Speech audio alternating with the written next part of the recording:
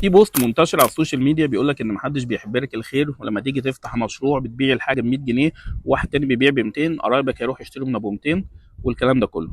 لما هنيجي نقيس دوت على السوشيال ميديا ونحلله، انت دلوقتي راجل شغال في المجال وبتبيع اقل منتج دلوقتي في اسعار اليومين دول ب 5 مليون جنيه، لو احنا هنتكلم في الكاتيجوري دوت يعني.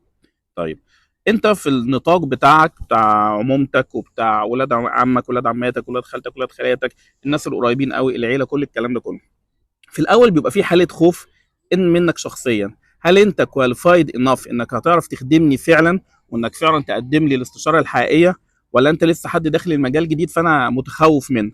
ده اول تحدي بيكون موجود. هنقول لا انت خلاص انت بقالك 10 سنين خبره وعندك شركتك وبرضه الناس ما بتجيش تشتري منك.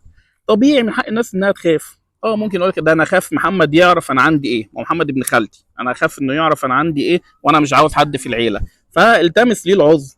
هتلاقيه ما هتقول لي ما هو بعد كده بيجي يكلمني وبيقول لي يا محمد حاول تبيع لي، حاول تشوف لي حاجه تانية.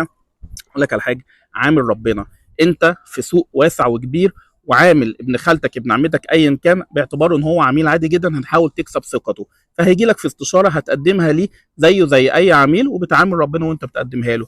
جه واشترى معاك واعتبرك بعد كده المستشار العقاري بتاعه، خير وبركه. ما جاش وروح انت عرفت بعد كده انه راح اشترى من بره او اشترى من اكس او من واي، برضه ولا تزعل ولا اي حاجه. هو انت كام عميل بتقعد معاه وبيقفلوا معاك؟ انت من كل 10 عملاء بتقعد معاهم بيقفل واحد او اتنين، فاعتبر قرايبك من العشر العملاء دول. فما تتضايقش، وما بلاش نمشي ورا السوشيال ميديا وحته التعاطف ومحدش بيحب لك الخير. هم الناس ما بتحسبهاش كده خالص اصلا.